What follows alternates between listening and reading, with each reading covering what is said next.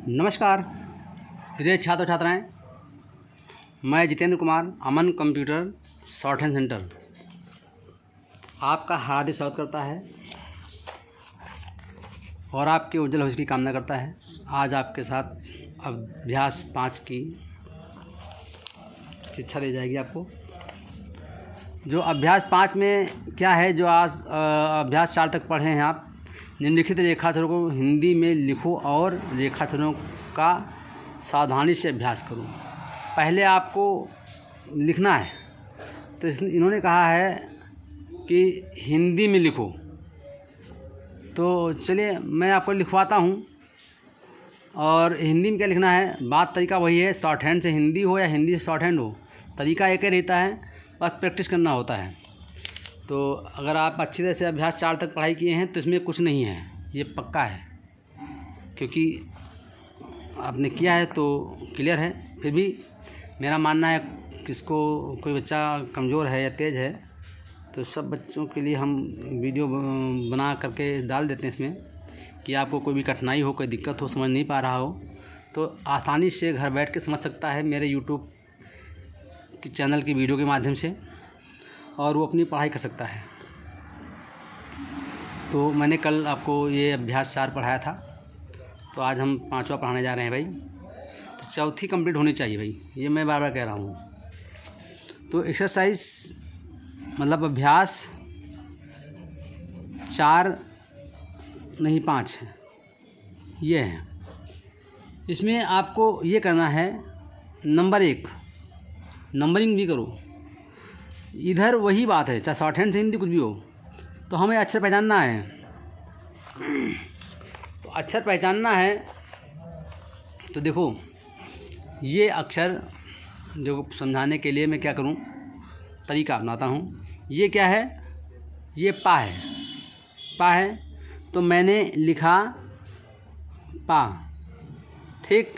ये लाइट है, लड़के समझ नहीं पाते, कहते कि ये मोटा पतला समझ नहीं आ रहा है, तो एक ही दिखता है पा है कि बा है। लेकिन देखो इन शब्दों में तुलना करो कि कौन मोटा है कौन सा पतला है। तो मोटा है तो वो डार्क है, जो पतला है वो लाइट है। बस कहीं इसमें मिसप्रिंट भी होता है, एंगल बिगड़े होते हैं, तो उसको समझ लेना होता है। क्योंकि यही इसलिए हम विधिवत पढ़ाई करते हैं कि अगर सीक्वेंस हमारा तैयार है तो ऑटोमेटिक अगला लेसन क्लियर होगा ही। तो ये पा हो गया।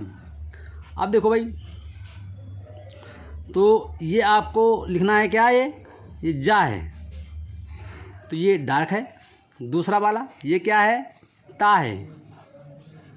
अब कोई कहे दा है, तो भाई ये क्या है, फिर तुलना करना पड़ता है। तो तुलनात्मक भावना रखिए और अपना सही लिखिए, बस। इसमें कुछ है तो कोई बात दिक्कत नहीं है। अब ये क्या है, ये आपका बा है ना।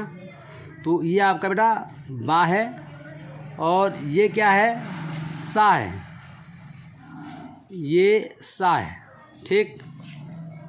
और ये क्या है, ये आपका ना है, और ये क्या है, ये का है, और ये क्या है, दा है, ठीक है।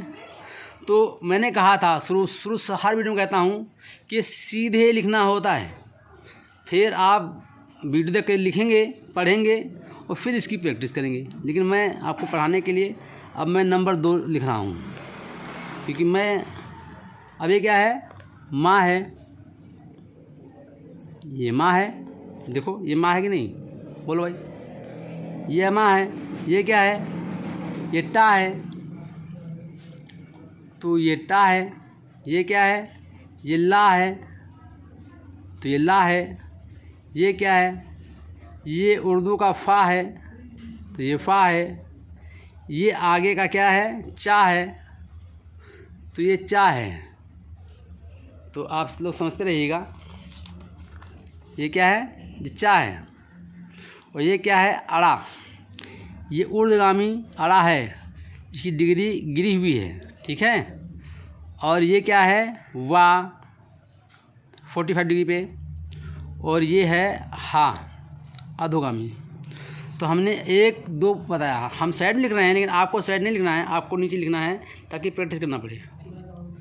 तो भाई मैं बार बार कह रहा हूँ कि अगर आपका चौथा अभ्यास तक क्लियर ना हुआ हो तो ज़रूरी नहीं है कि आप एक दिन में रोज़ एक करें या एक दिन में 4 करें, एक वीडियो 3 दिन करें, खाली कंप्लीट होने पर ही बढ़ें।